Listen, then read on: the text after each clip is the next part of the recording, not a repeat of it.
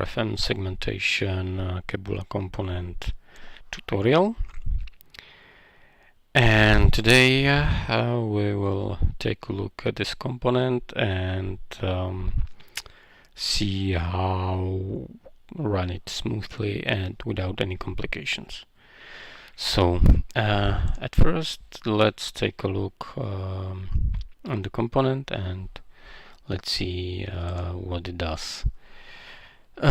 This component, as in description, will provide you with scoring of your customers and will provide you probability of respective customers that they will buy your goods or your products or whatever you sell in next 3 months, and also set customers potential monetary value for next 3 months.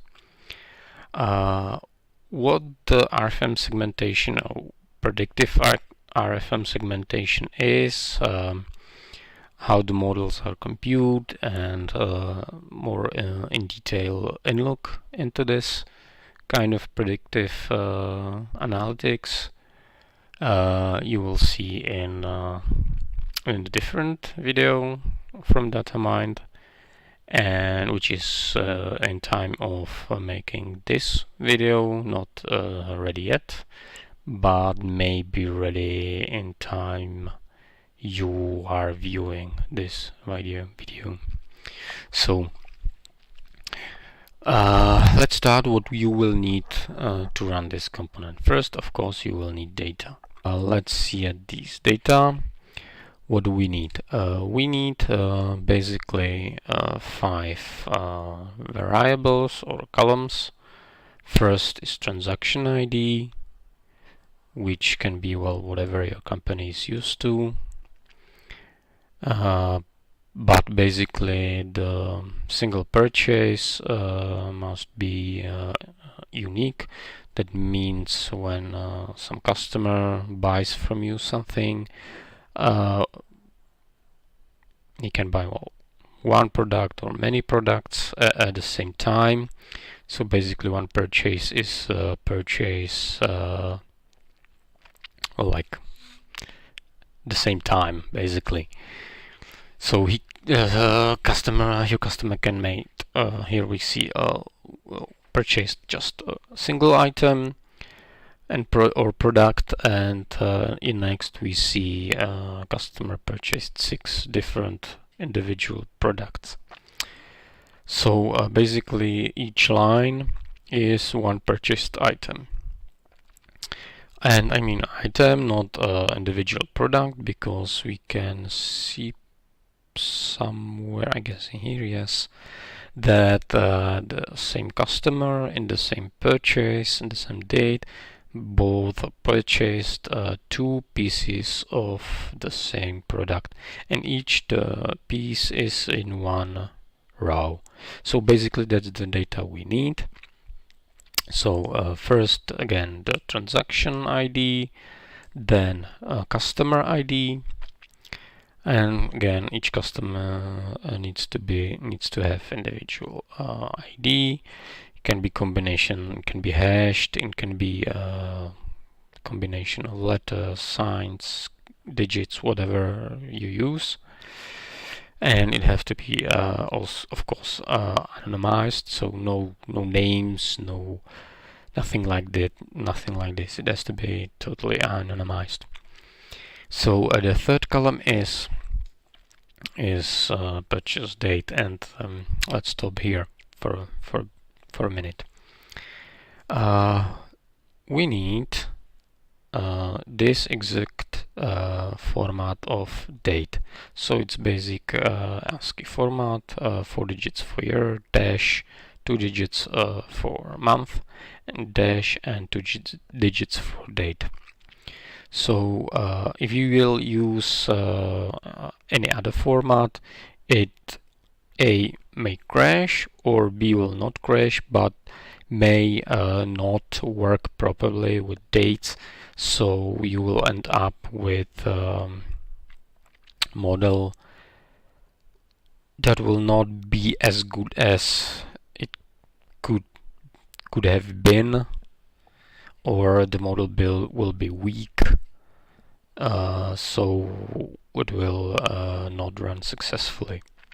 It may run successfully, it may not run successfully, depends on what type of or format of data you will use.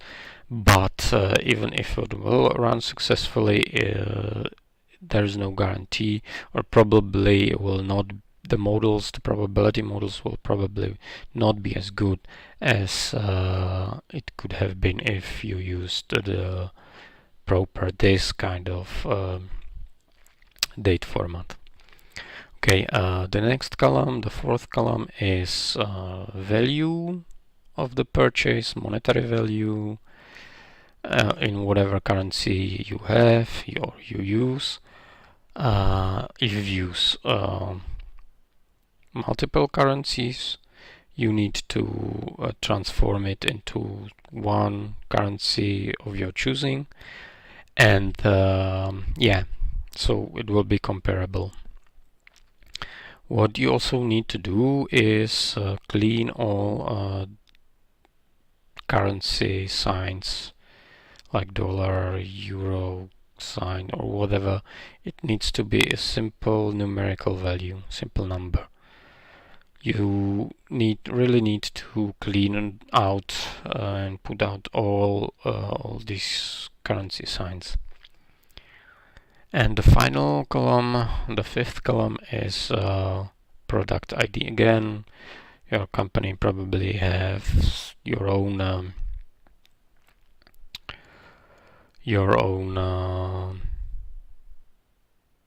system for this.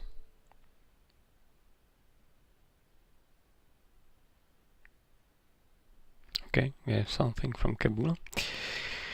Okay, so again, let's repeat, because this is really important. You need 5 columns or 5 variables in precisely this order. First one, transaction. Second one, customer ID or transaction. First one, transaction ID. Second, customer ID. Third, purchase date in ASCII format, this one. Fourth, value, simple number, and product ID. One more information: you need to have this data in Unicode UTF-8, not your local coding. It is also very important because, again, component may or may not crash, but probably will not treat your data correctly. Okay, so we have all these data, and you may have already them in Keboola with other data, or you do not have them in Keboola yet. If not so, if that is so, you do not have them in Keboola, you need to upload them in Keboola, which we will briefly go through. So we can go through it now. So if you do not have them in Keboola, then probably you need also to go to storage and make your own in bucket. So you go this and click to this plus sign, name your bucket somehow, mark it as in. Probably Snowflake will be good for you. Click for create, and you will have something like this. It will be in.csv and your name, whatever you will name it. Okay, so we already have this bucket, and then if you do not have the data in Keboola yet, then you just need to select in CSV import, because the component works with CSV type file. So again, we can delete this one, configuration, and make a new one. We'll name it as data import. Create new configuration. Let's import our data.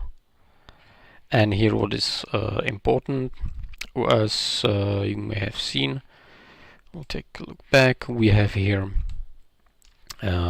semicolon as delimiter.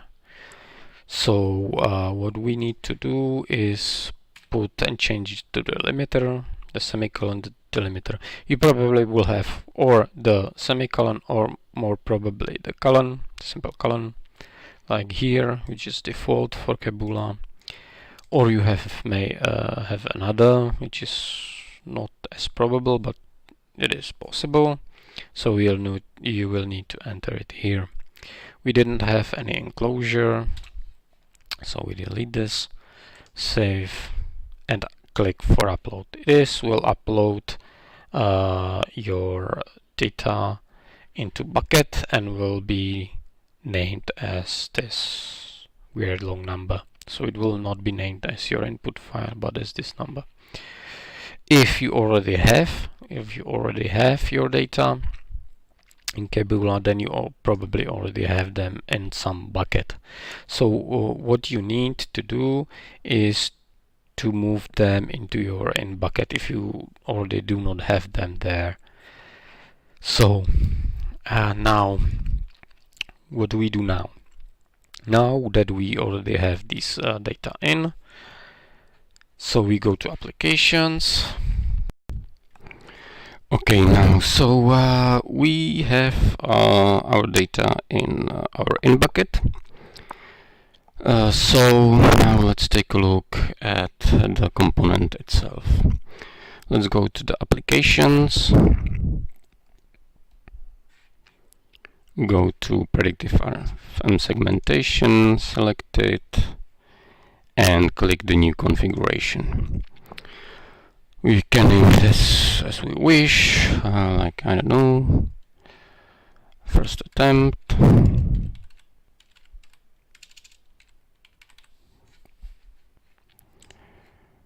Create configuration. And now we basically need to do two things. First is map our input data. So we click input mapping and select from in bucket our data. If you have in your in bucket more than one data, be sure to select the correct one. Because if, of course, you select the wrong data, which are not prepared for this component, the component will of course crash. Okay, you can also select more details, like it's highly preferable to have data already transformed into these 5 columns and only these 5 columns, so you do not need to map in each individual columns.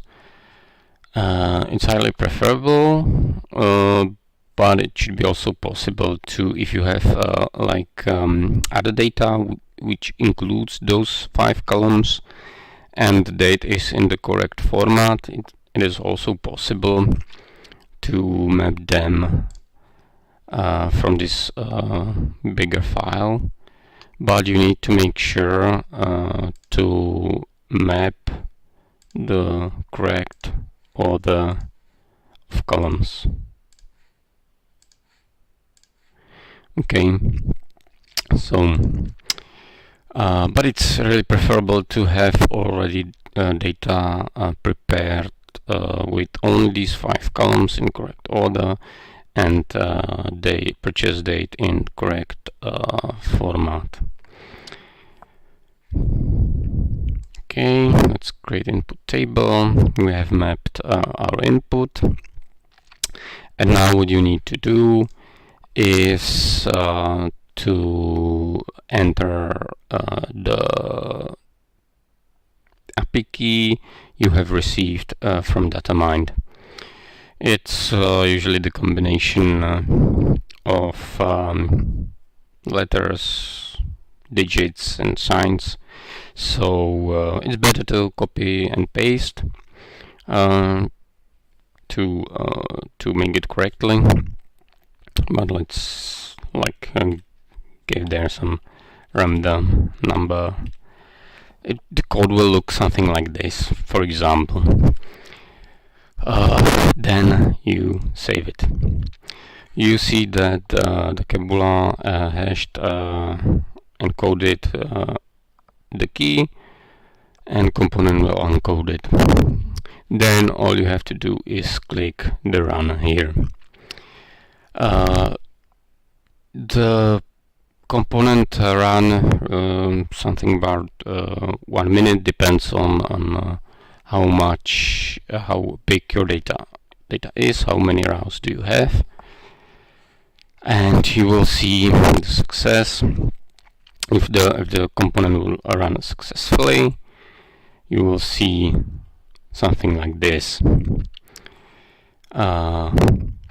You will have in storage, if your component runs successfully, you can go to storage and to files, and you will see output, which is named exactly like this. Always the name of the file will always be the same. It will be named output table CSV GZ. It is basically a zipped file. You can download it wherever you want. We already have it downloaded, so we'll take a look at the files. So we have saved our output table. Now let's take a look at it. Here we have the output file with all the columns it has. The first column is customer ID. The next 5 columns are descriptive or description columns, descripting activities of the customer, and basically it's just some aggregations done from the data file, the input data. So there's recency, so how many days, it's in days, so how many days from the end of the selected period was the last purchase of the respective customer. Number of transactions during the selected period, unique days, unique products, and monetary sum. Monetary sum is actually not a sum.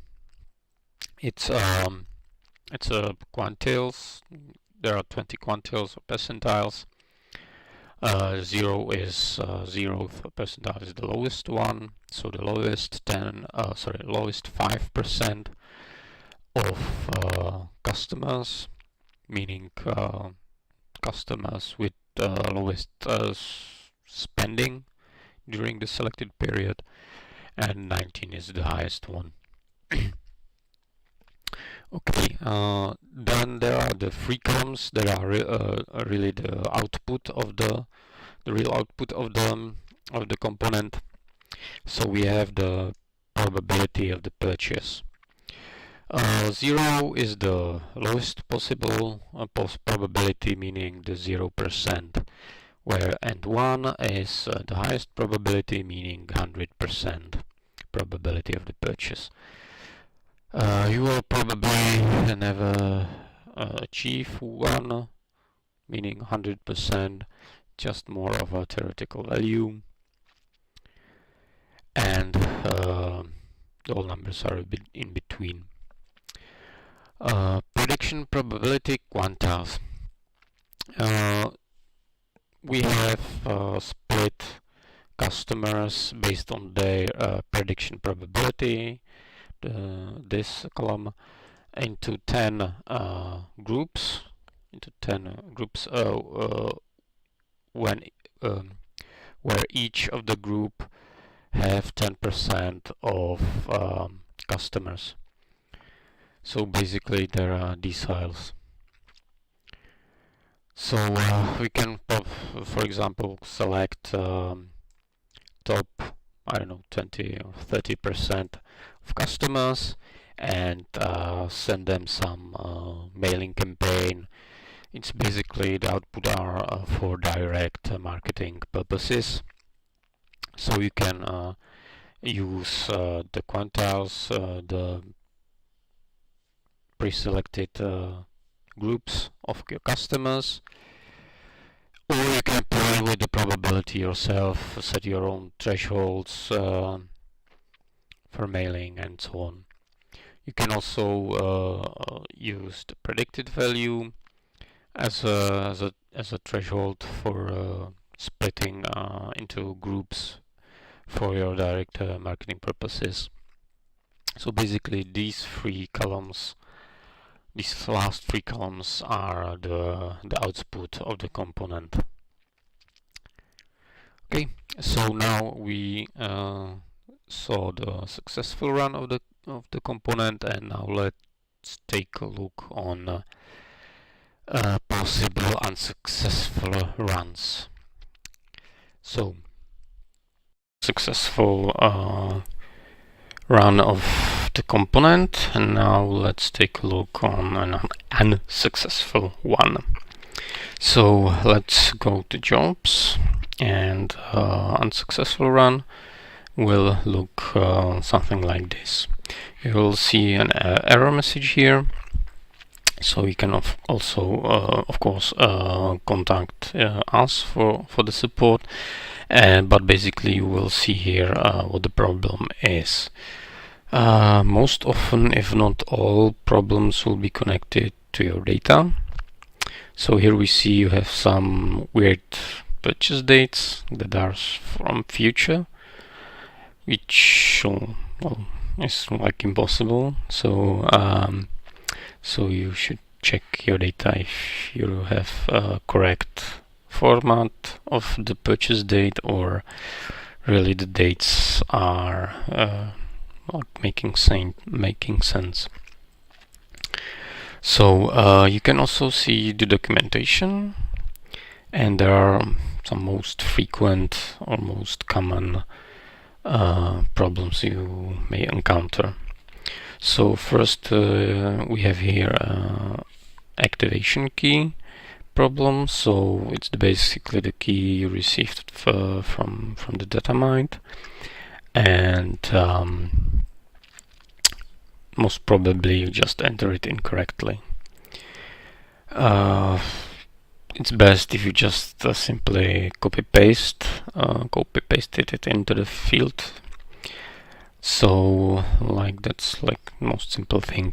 If even after this, if you really checked, you entered the API key correctly, and it still shows this this error message, then it's best to just contact us directly, and we'll look into the matter. Basically, I just repeat that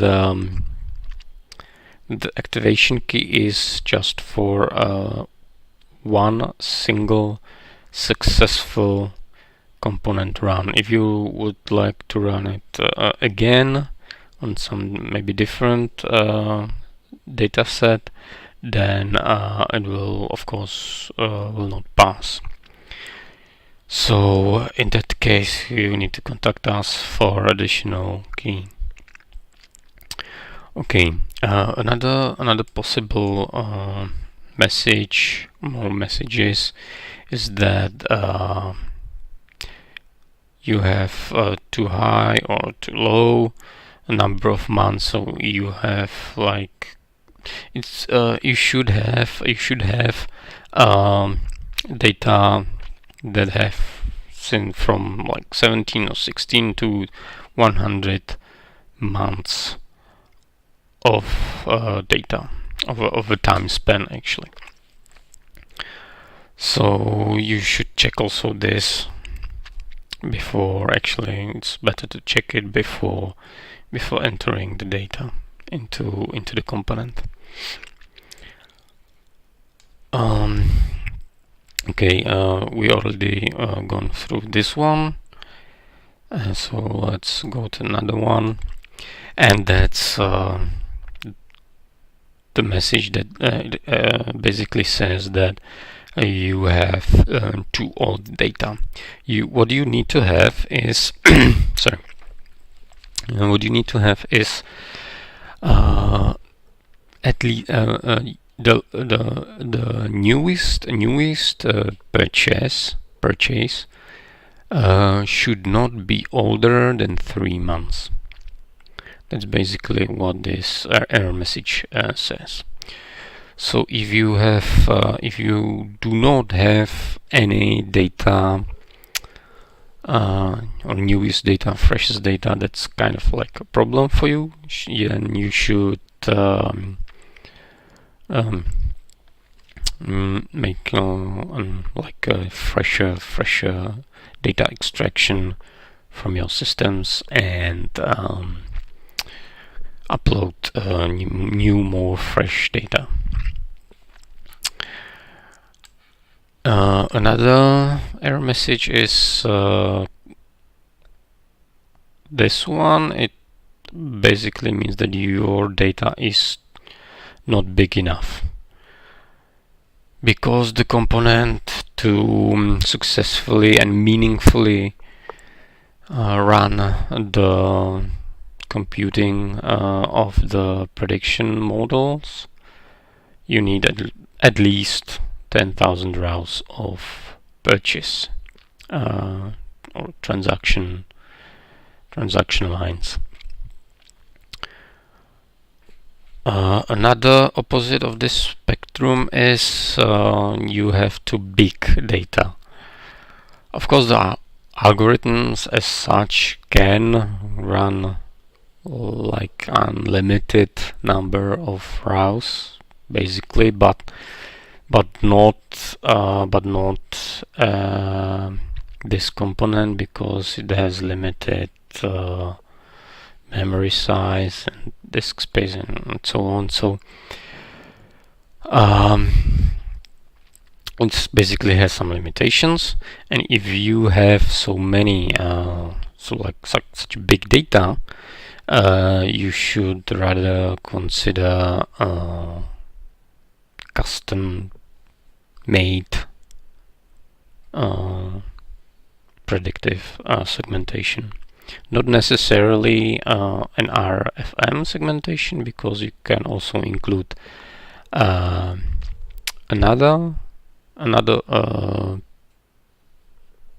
variables into the mix. So it's better some custom solution for you is much better for you. So basically this component is for some small, maybe middle-sized companies that have such like enough data for the component to be feasible, but not enough data that it would require, or it would be feasible to have a custom solution. And the last of these most frequent possibilities are that the computed prediction model, or one of the models, because the component computes two models basically. So that one of the models is not like strong enough. It means that the model cannot predict the future with enough precision. It's basically this. So it's two error messages in this one line. So one of the ROC of the regression model is not good enough, or the linear model is not enough. It's basically depending on your data. So if you do not have like enough, well, your data are not the patterns in your data are not good enough, then the model will not compute strong enough regressional linear models. Yeah, basically can happen like if for example if you would have some random seed, then it probably will happen like in this error message will probably happen. So yeah, okay, enough.